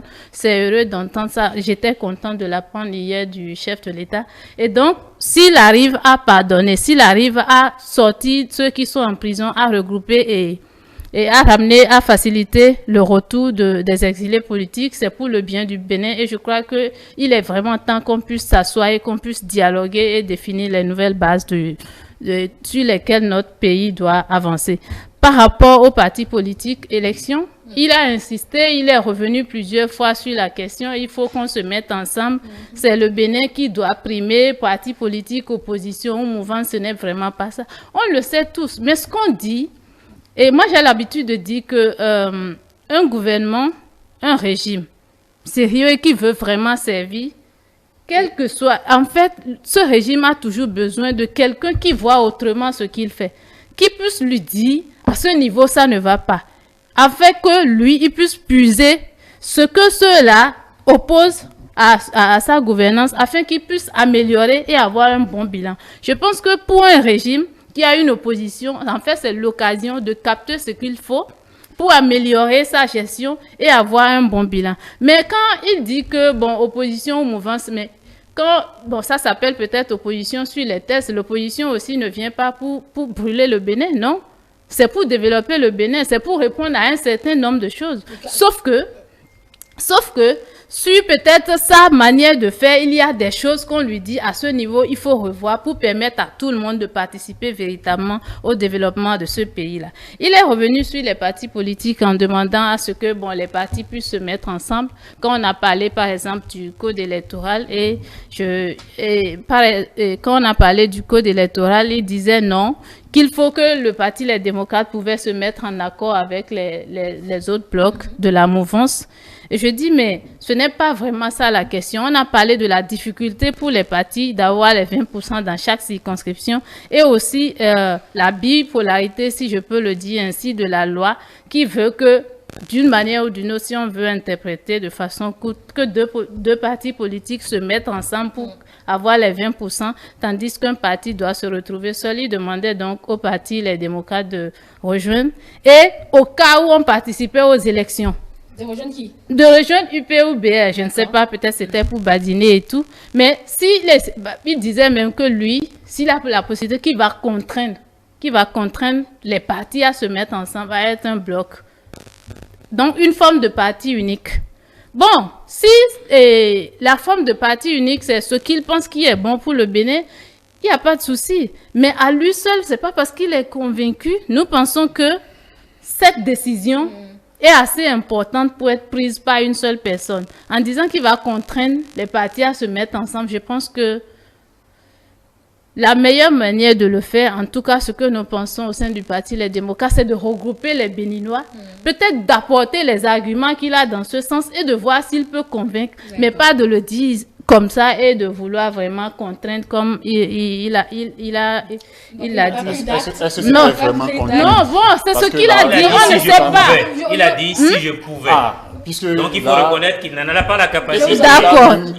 C'était pas une vision unique. Laissez-la finir. Vous en prie, vous aurez la possibilité de revenir là-dessus. Et par rapport à là-dessus, madame. Ok. Et par rapport à l'alternance, bon, il a parlé, il a dit qu'il peut même soutenir un candidat de l'opposition si la personne vient pour développer le Bénin, même si la personne l'a insulté. Vous savez, nous sommes en politique et la communication politique, on sait un peu comment on l'habille. Parfois on le dit peut-être pour créer du doute sur l'adversaire, mais bon, je crois que les Béninois, en tout cas, suivent et comprennent donc, pour vous, un c'est peu. La communication politique. Écoutez, donc c'est un peu ça. Donc ça peut arriver, il n'y a pas de souci. S'il arrivait à soutenir, de toute façon, moi je l'invite à adhérer au Parti Les Démocrates. Peut-être qu'il va comprendre mieux ce qu'est le social et peut-être agir mieux face aux Béninois et tout. Allez, Roméo, vous réagissez. Vous n'avez pas fini. Ah, d'accord. Finissez. Vous n'avez toujours pas fini, madame. Rapidement, en plus, là, on a fini. Alors, non, c'est pour dire, en fait, que si c'est peut-être ça qui bloque aussi les parrainages, il faut qu'on nous explique parce que juste après, on devait avoir les parrainages à partir du 25, on ne les a pas eu et on nous dit l'intention ou la volonté. La volonté. Là, vous allez poser la question à la Sénat. C'est la Sénat qui déroule son et qu'on ait la volonté de contraindre ou, bon, vous voyez un peu. Adresser la question à la Sénat. Ça peut nous amener à penser. La rencontre avec le chef de l'État. Roméo Aïssegbe, vous réagissez là-dessus. Oui, je voudrais déjà restituer quelque chose dans son contexte déjà. Le chef de l'État, dans la vision d'inviter les partis politiques à faire des accords de gouvernance entre eux, de sorte que en 2026, n'est-ce pas, qu'on ait un gouvernement dans lequel on puisse trouver des ministres, d'accord, qui soient issus du parti opposé, quel que soit le parti qui aurait gagné. C'était l'objectif, c'est-à-dire que si par hasard et par extraordinaire, c'est la mouvance qui gagne, qu'on trouve les gens comme des Guy Mitokpe et Madame Saka dans le gouvernement qui travaille et que l'accord de gouvernance, c'est ce à quoi c'est appelé, c'est-à-dire lorsque nous aurions fini les élections. Et donc, il faisait allusion à l'épisode Akpona et puis l'ancien ministre Adambi pour dire, mais les deux sont du bloc républicain, mais leur adversité à l'intérieur du parti n'a pas montré que c'était un débat à sens unique. puisse se verser sur la place publique. Donc, il invitait donc à ce que cette compétition à l'intérieur du Bénin, en fait, en dehors des partis, puisse continuer, mais qu'on ait pour objectif de poursuivre le développement qui est déjà amorcé, qui est à un niveau. Et c'est en cela qu'il faisait allusion, n'est-ce pas, à cette citation où il sera très actif. En fait, le fait d'être très actif, si vous voulez, moi je le mets dans un contexte, puisque à ce niveau-là, précisément, cette parole dont vous parlez, où il a précisé, il a été très, très explicite, c'était lors du déjeuner où le débat a continué, justement, ce qui a manqué à nos frères et amis des démocrates qui se sont soustraits, parce que c'était dans la poursuite de ce que le chef d'État a démontré que les carriéristes politiques n'ont plus d'espace dans l'environnement politique par rapport au paradigme que nous avons atteint. Les carriéristes politiques. Et donc, il disait que ce n'est plus un droit, on ne doit plus réclamer comme un droit de participer ou d'être élu, d'être ceci et cela, mais ça doit se baser sur la compétence. La compétitivité doit être quelque chose qui passe par les mailles, hein, dans la vision. Et c'est dans cela qu'il voulait être très actif avec nous, pour que les choix ne puissent pas être des choix erronés qui nous amèneraient à aller en arrière, parce que nous sommes tous convaincus. D'ailleurs, ici sur ce plateau, c'est la représentation de ce que j'avais dans la salle hier, et même nos visions convergent vers le fait qu'on veut un Bénin dans lequel tout le monde est libre, et tout le monde se sent bien, et tout le monde arrive à jouir, n'est-ce pas, des fruits de son pays. Et donc, c'est dans cette vision que le chef de l'État mettait son activité, même après qu'il soit parti, parce que c'est lui qui dit d'ailleurs que le fauteuil, on ne peut pas le coller à ce fauteuil-là. Mais, contrairement, je voudrais qu'il y ait un tableau en face pour que les gens puissent percevoir le sens, parce que dans le sens où les gens, les capsules vont, et ça ne va pas, comme lui-même, notre sœur a dénoncé, par exemple, l'utilisation d'une photo. N'oublions pas qu'un chef d'État avant lui avait dit que lui, il a juré devant George Bush, Washington et tout le reste, qu'il deviendrait pasteur dans une église.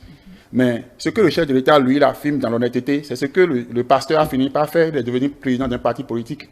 Donc, être actif dans le sens honnête que jamais nous n'avons connu, parce que ne parlant pas en tant que politique, mais en tant que technicien de développement. D'accord. C'est de cela qu'il est question. Vous avez compris. Allez, quand il dit, par exemple, quand on a vu, c'est ce que nous, on a lu, puisque c'est vous qui étiez, que personne ne peut le coller au fauteuil présidentiel, qu'il s'en va, que la fonction l'a vieilli.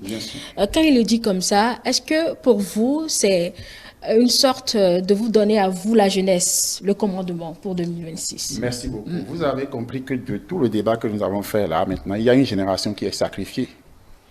Il y a une génération dont, par exemple, si on prend par exemple le cas de formation professionnelle, il y a une génération qui, sur 10 ans, a manqué d'un certain nombre de choses.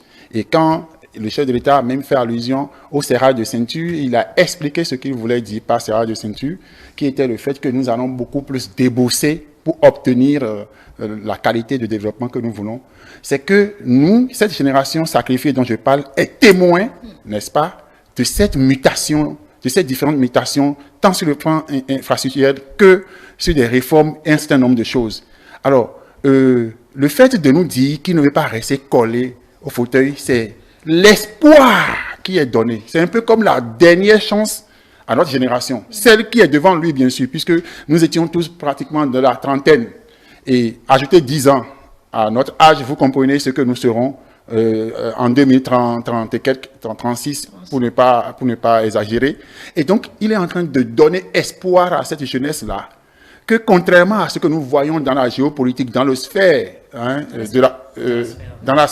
politique de la CEDEAO surtout et de l'Afrique entière, lui, il s'imposerait un peu comme notre avocat pour rester derrière cette jeunesse en qui il fait confiance pour nous amener à nous introduire dans le développement de notre pays. Donc, c'était en fait une réponse indirecte a des aspirations de toute la jeunesse présente.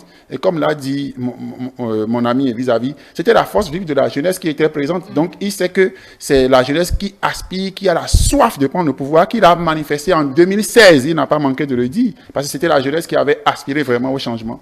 Et la jeunesse est restée sur cette soif et il nous a donné, en fait, cette réponse à cette aspiration-là. Donc, honnêtement, moi, je vois que ça répondait non seulement à nous qui étions dans la salle, mais ça renvoyait aussi à ces homologues qui s'attachent à leur fauteuil à travers le continent, et sous prétexte dont tous ces prétextes ont intervenu au Bénin, mais malgré ça, au-delà même, on peut dire que si le chef de l'État avait laissé un libre cours à une certaine mouvance, on serait en train de chanter un troisième mandat pour lui. Il a résisté à ça pour donner la chance à cette jeunesse, n'est-ce pas, de croire. Et la jeunesse, il le rassure pour dire qu'il ne le laisserait pas orphelin. Donc, genre, rester 8 ou 10 ans, voilà, c'est lui-même qui s'est donné cette limite, par exemple, qui m'a touché. Il dit, même 8 ou 10 ans, si ça l'Éternel lui permettait de vivre, qu'il resterait actif pour voir, n'est-ce pas, la concrétisation que cette relève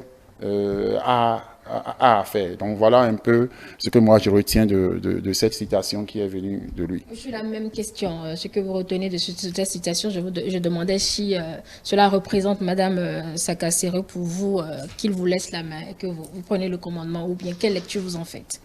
Bon, en tout cas, son message, c'est ce que ça dit. On attend les actes parce que en 2016, il nous avait promis de faire un seul mandat. On a vu un peu comment les choses ont évolué. Cette fois, de toute façon, nous avons foi.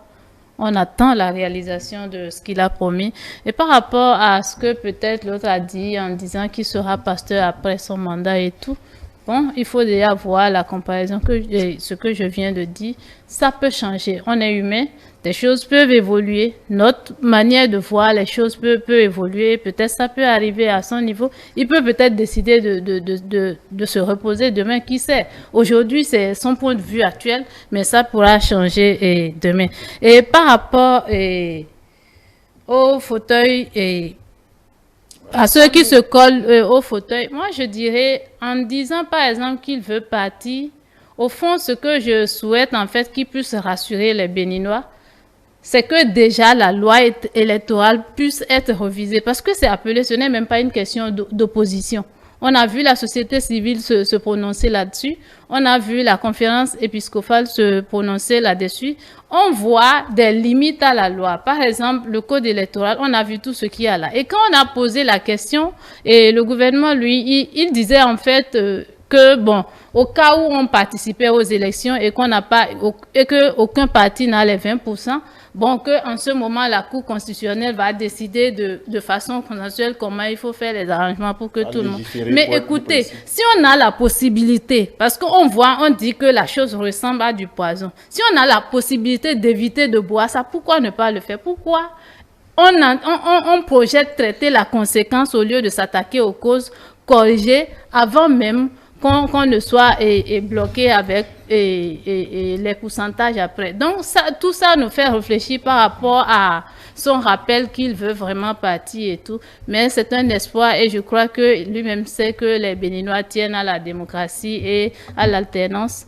Peut-être qu'il va véritablement nous surprendre dans ce sens-là. Mohamed Akintola, vous avez la parole. Merci beaucoup. Je serais parti frustré de ce plateau si je n'avais pas entendu deux choses de ma sœur, Madame Sakasero.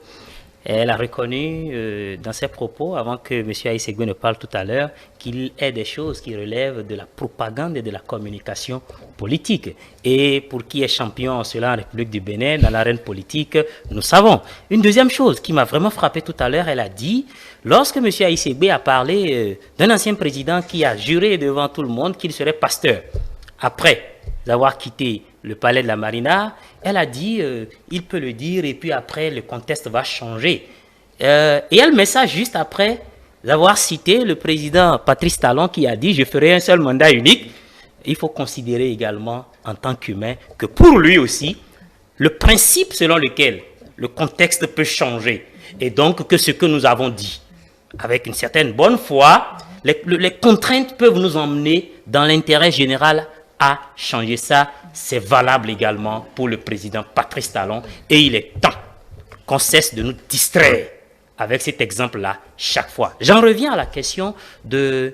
On ne va pas attacher quelqu'un à une chaise présidentielle et que Patrice Talon dise qu'il... Je pense que ce n'est pas la première fois qu'il le dit.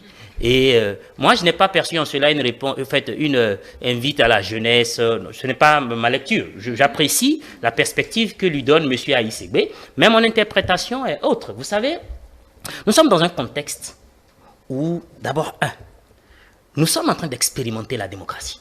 Et nous sommes en train d'expérimenter les mandats. Traditionnellement, l'Africain n'est pas habitué à ce qu'on devienne chef et que le lendemain, on soit un simple sujet. Nous n'étions pas habitués à cela. Ce qui, naturellement, joue dans beaucoup de pays africains. Vous savez, avant, en venant ici, j'ai suivi la vidéo du président Alassane Ouattara qui annonçait sa candidature et mettait même ça sous le sceau de sécurité, un peu comme les autres frères de l'AES, sous le sceau de la sécurité, et qu'il va assurer la continuité pour que la jeunesse prenne le pouvoir et ainsi de suite. Vous savez donc, il y a cette crainte-là que beaucoup ont, souvent, et l'opposition en fait son chou gras. Et on dit non, vous savez, lorsque vous regardez le type de code qu'il a fait, c'est qu'il y a une idée derrière et puis on est suspicieux. Je pense plutôt que le président de la République était en train de répondre à ceux-là pour leur dire, je l'ai dit, je leur ai dit, et encore devant vous de façon solennelle, je le dis, j'ai fini. Ce que nous avons décidé ensemble d'accorder à un président de la République en République du Bénin, c'est 2 mandats. Et je vous rappelle, le président Patrice Talon est le seul président depuis que le Bénin existe sous forme de république, qui a mis dans la Constitution, nul ne peut de toute sa vie être président plus de 2 fois. Et nous avons en face de nous un président assez collé à la législation, il est légaliste. Avant d'agir, il s'assure que ce qu'il fait est en conformité avec. Donc pour dire que, calmez-vous, ne soyez pas craintifs. Et je finis en parlant de la loi électorale où on pourrait ne pas avoir 20%. C'est du pipeau. C'est du pipeau. Parce qu'on n'a pas dit... Permettez-moi de finir. Non, mais vous m'avez donné temps de parole. Les autres ont parlé. Permettez-moi d'en user, Madame Touboula. Permettez-moi d'en user, s'il vous plaît. Le sujet a été touché par d'autres... Non, mais le sujet a été touché par d'autres intervenants. Vous n'avez pas arrêté, Madame Touboula. Je vous en prie. Allez-y. Merci beaucoup. Merci. Mais faites bref. La loi parle de 20%. La loi donne un pourcentage des suffrages exprimés. La loi ne dit pas 20 personnes ou bien 1 million de personnes. Ça veut dire que quel que soit le nombre de Béninois qui voteront, il va falloir trouver juste les 20% pour. Et le président n'a pas donné la solution. Il dit, même si on en arrivait à ce cas de figure imaginaire que vous êtes en train de soulever, même la République a prévu la parade. La Cour constitutionnelle s'en saisira parce qu'elle est la seule autorité en ce moment-là. Et la Cour constitutionnelle va légiférer. Et la présidente dira, la loi fixe le cadre, mais aucune loi au monde ne peut tout prévoir. Et donc, nous, êtres humains, agissons dans une vision parce que nous voulons faire les choses bien. Je voudrais qu'on en s'en tienne à cela. Et si il doit avoir une réplique, eh bien, vous allez, en raison du devoir d'impartialité, redonner la parole. Merci, Madame Touboula. Vous me permettez de placer un petit mot, un tout petit mot par rapport sur le sujet. On a dit l'essentiel. Parce qu'on ne peut pas parler des 20%, on ne peut pas parler de ça tout de suite. Vous avez restitué ce que vous vous êtes dit avec le chef de l'État. Si c'est ce que vous avez dit, c'est que c'est restitué. Sauf s'il y a d'autres éléments que vous vous êtes dit avec le chef de l'État que vous n'avez pas dit. Allez-y, madame, allez-y. Donc, on va conclure. Je vous laisse le temps, quelques secondes pour votre mot de la fin. Voilà. Merci beaucoup.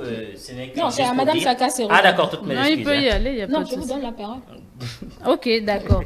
Alors, mon mot de fin, déjà, je voudrais d'abord saluer E-Télé qui m'a fait l'honneur de m'inviter ici. Également, saluer la résilience du peuple béninois qui, malgré tout ce qu'on a eu à citer ici, tient bon et accompagne d'une manière ou d'une autre le développement de tout le pays. Également, j'en appelle vraiment à la volonté du chef de l'État c'est une prière, je crois même qu'on commande, on l'avait déjà dit, qu'il puisse véritablement réunir tous les fils de ce pays. Et quand je dis réunir tous les fils de ce pays, c'est qu'il puisse libérer les prisonniers politiques, qu'il puisse également faciliter le retour des exilés politiques, parce qu'on ne peut pas laisser des cadres béninois aller ailleurs servir d'autres peuples alors qu'on a besoin d'eux dans notre pays. Donc, qu'ils puissent faciliter leur retour et qu'ensemble on puisse s'asseoir et discuter. Ensemble on puisse définir les bases sur lesquelles notre pays doit se positionner pour les années à venir. Parce que au fond, si on n'a pas la liberté de nous exprimer, de nous contredire parfois, on ne peut pas aller de l'avant. Et il faut qu'ils le comprennent, ils intègrent ça et qu'ils puissent appeler tout le monde à l'action. Et c'est dans notre synergie que le développement est plus sûr. Merci. Ça, ce sont vos attentes à l'issue de ces échanges, je note. Allez-vous, vous ferez pareil? Bien sûr, je dirais que dans cette relative opacité que le Bénin est resté pendant, juste au début des indépendances, traversé la Révolution et depuis quelques années, surtout à partir des années 90, fait l'expérience de la démocratie. Nous sommes arrivés à une étape où le Bénin a retrouvé ses lettres de noblesse. Et avec le président Patrice Talon, tel que nous avons découvert hier, les bases sont posées, les fondations existent, le couloir est là, le chemin est tracé. Et, sauf qu'il faut, non seulement en veillant sur le déblayage, veiller à ce que les infrastructures s'installent. Et donc, pour ces infrastructures, je parle tant bien même immatériel que matériel. Et ce que je retiens essentiellement en sortant de cette séance-là, c'est la responsabilité individuelle de chaque citoyen. Et le chef de l'État invitait beaucoup plus la jeunesse à s'intéresser au monde des affaires, à s'intéresser à une carrière et ne pas vouloir faire carrière en politique. Et donc, c'est extrêmement important parce que si tout le monde décidait d'aller en politique, nous allons assister à des scènes où, de cas factuels, même le politique ne saura expliquer véritablement ce qu'il y a dedans. Puisque la preuve, il en est l'exemple, sans enorgueillir, il lui a permis aujourd'hui de se mettre dans la peau de homme d'affaires pour reconnaître où sont les nœuds. Et il a délimité donc exprès dans le déjeuner, ce que je retiens dans ses propos est que nous devons reconnaître chacun notre talent. Et aucun Béninois n'est disqualifié, que ce soit local ou dans la diaspora. Et l'ouverture du Bénin aux Afro-descendants en est une preuve pour brasser les compétences. Et d'ailleurs, vous allez voir que c'est des choix des personnes compétentes. Ce n'est pas qu'on a fait l'ouverture pour ouverture, mais c'est des choix de compétences pour nécessairement permettre à la population de rehausser le niveau de l'intellectuel béninois, du cadre béninois et même de l'ouvrier béninois dans ce contexte-là. Et je me réjouis sur ce plateau aussi. L'ambiance qui s'est prolongée avec ce cocktail que vous avez su bien faire. Et j'implore vous et Télé de continuer dans cette lancée-là. Et ça ne fait qu'affirmer et que confirmer la vision du chef de l'État dans l'accord autour du Bénin, l'accord de toutes les voix, même dans leur diversité, autour du Bénin, pour construire un Bénin compétitif, un Bénin dont nous sommes fiers et dont tout le monde serait fier de revenir, qu'il soit exilé ou il soit dans la diaspora à cause des besoins matériels, qu'ils se disent qu'on pourrait se le faire aussi au Bénin. Et ce Bénin dont nous rêvons est possible dans les 35 prochaines années. Voilà. Merci. Mohamed Akintola, vos attentes à l'issue de ces échanges et on conclut là-dessus. Merci beaucoup. Déjà, je vous remercie pour cette aubaine. Je crois qu'à la qualité de l'émission que nous venons de faire, je ne peux qu'être réjoui, car c'est la multiplicité des couleurs qui fait la beauté d'un tapis. Et c'est ça la jeunesse béninoise. Donc, chapeau à vous et continuez dans cette même lancée-là. À l'issue de cette séance avec le chef de l'État, je me sens, en tant que jeune, écouté. Parce que des jeunes ont parlé, ils ont dit ce qu'ils pensaient. Et d'une manière ou d'une autre, je suis convaincu que ce n'est pas tombé dans les oreilles de sourds. Une chose qui me tient quand même à cœur et sur laquelle je souhaiterais quand même. Ça a été dit et je reste convaincu que si on... Ce n'est pas que pour l'actuel président de la République, mais c'est pour toute personne qui aspire à cette fonction-là, un cadre de concertation avec la jeunesse du pays.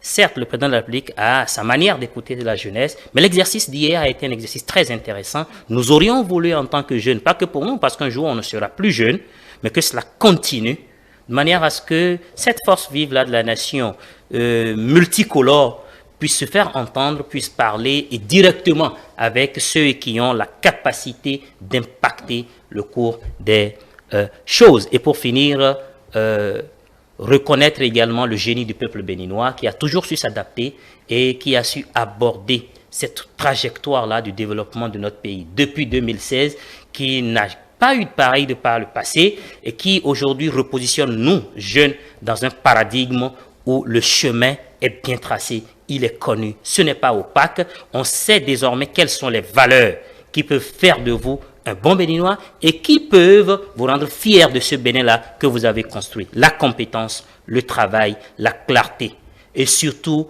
le service au peuple et non pour soi. Patrice Talon et son équipe l'ont appris, nous en sommes fiers et je suis convaincu que la dynamique continuera. Merci à chacun de vous pour cette restitution. Monsieur Mohamed Akintola, vous êtes le porte-parole du parti Renaissance Nationale.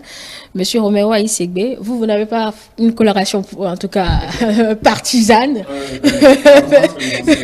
Voilà, donc vous êtes quand même de la mouvance. Et Madame Saka Sero Nyaki, vous êtes l'envoyé du parti Les Démocrates. Mesdames et messieurs, c'était la coulisse de cette rencontre du chef de l'État avec la jeunesse, les jeunes qui ont participé, en tout cas, pour ceux que nous avons sélectionnés, nous ont raconté un peu l'ambiance dans laquelle les échanges se sont déroulés, les échanges avec le chef de l'État, ce qu'ils se sont dit, les points d'insatisfaction, les points de satisfaction, et à la fin, les attentes, seulement que Mme Sakasero ne nous a pas dit pourquoi ils ont boycotté le déjeuner à la fin. Peut-être que vous allez nous le dire à la fin des échanges.